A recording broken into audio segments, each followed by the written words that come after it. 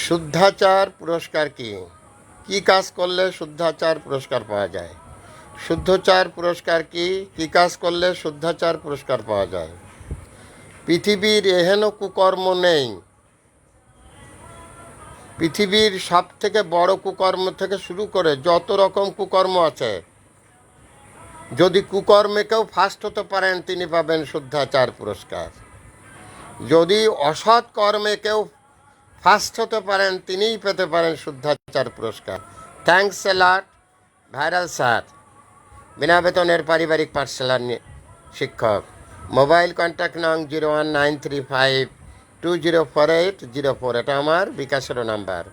আমি একটি বিনা বেতনের পারিবারিক পাঠশালার শিক্ষক। আমি পেয়েছি ডিসি সাহেবের কাছ থেকে